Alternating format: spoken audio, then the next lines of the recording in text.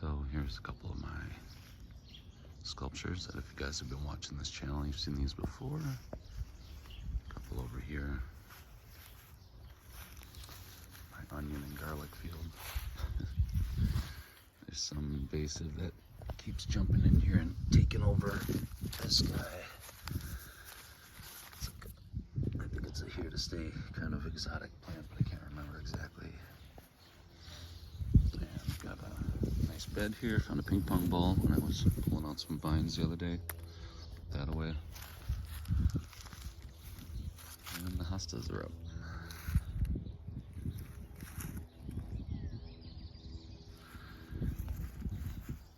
And this sculpture I started a while back, I think could be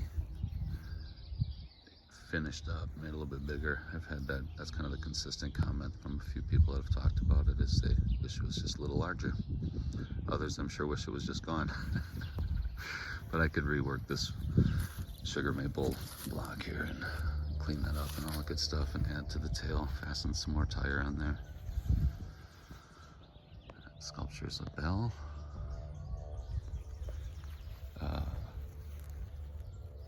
Over here I have a very old lilac that I planted last year. I just fed it some compost tea.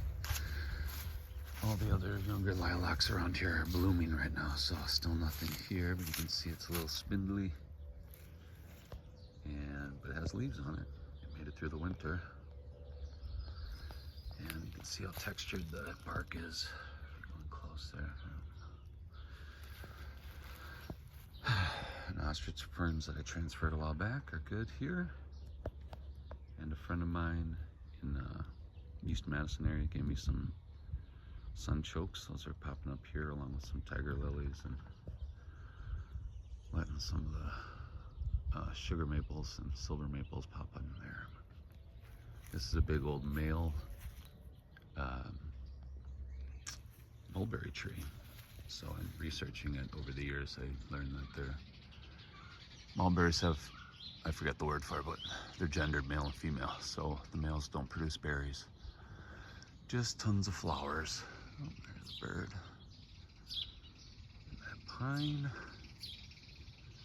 And we have a blue spruce and some red pine.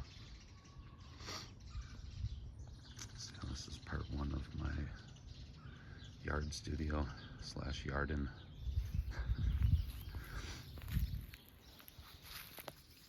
So yeah, this is a fun one. We start getting entropy here.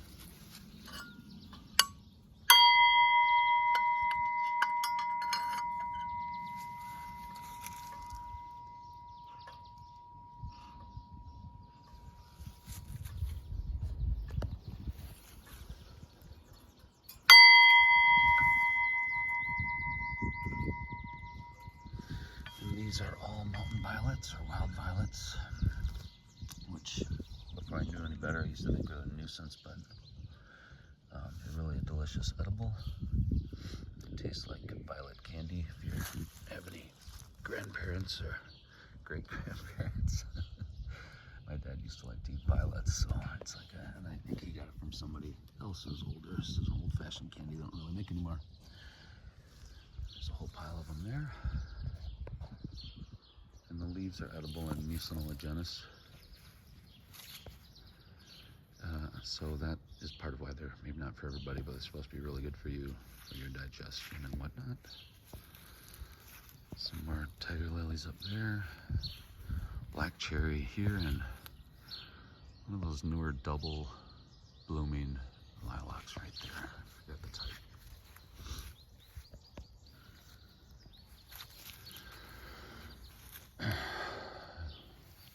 This is full stop, another dragonfly. Thought about installing the other dragonfly higher up there, but I don't know, I'm gonna keep that. And these are some Wisconsin native short iris, really beautiful purple, a little bit of white, but they don't do too well here. I need to find another home where it's a little more spongy and wet, and there's just not a lot. We get a lot of clay here. You can hear that's a nuthatch. looking to me. So here is where the milkweed pop up. I think there's some in the back. Some goldenrod over there. Another black cherry. This is Canadensis lactuca. So this is one of my favorite native wild plants that grows around here. A lot of people would consider a weed, but it's just like the dandelions next to it. Delicious, wild, edible. Here you can see the view of the lake. Of course, the winter view, spring and fall view, you see a lot more of the lake. And if I go higher up in the house, you see more. But there it is, next to the blue spruce. Back this up a little.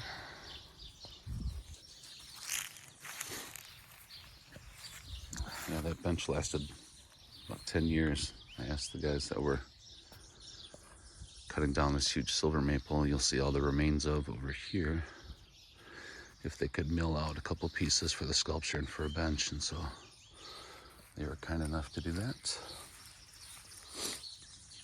There's the tons of hostas. I'm not a big fan, but these are nice, the two colors. And previous owner, I believe, did those, and she was really meticulous. There's a few more around the yard still.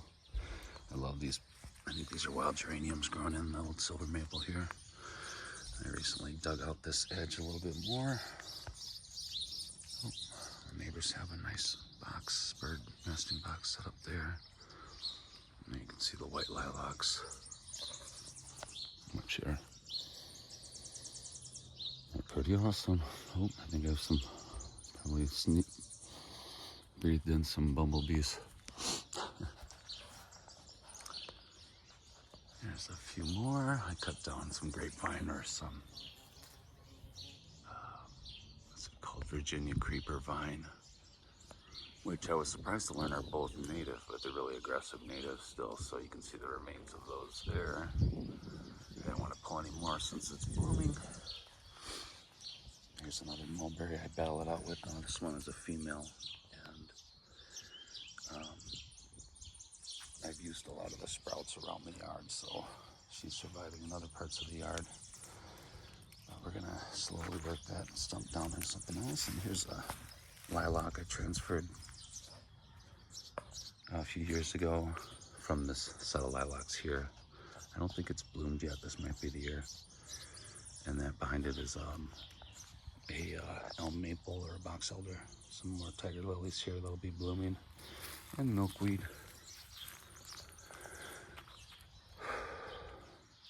Milkweed you can mow over just like the grass, but if you want to keep it, it's kind of nice. Now this, I think, is one of the invasives.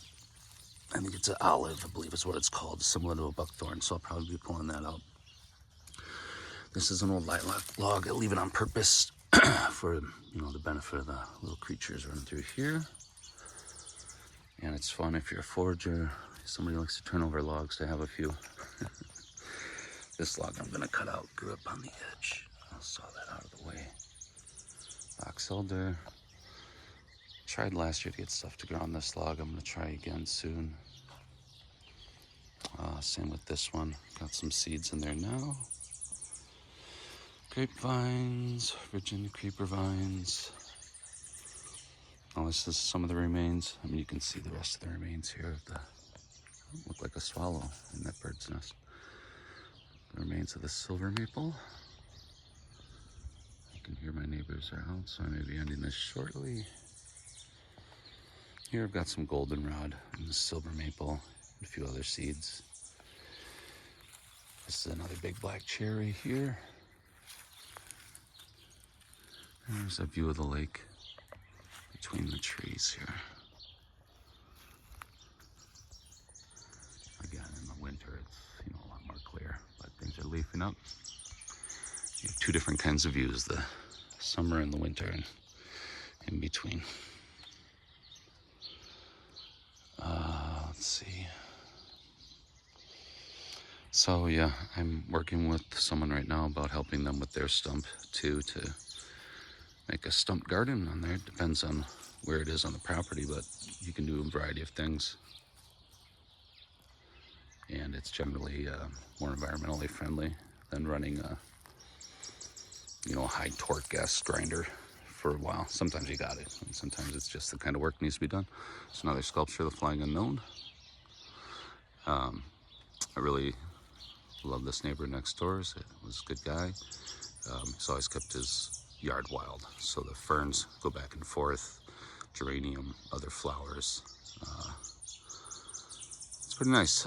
I talked to another neighbor, and she said he used to take other neighbors' leaves and pile them in the backyard and plant sprouts for himself to eat. So kind of cool.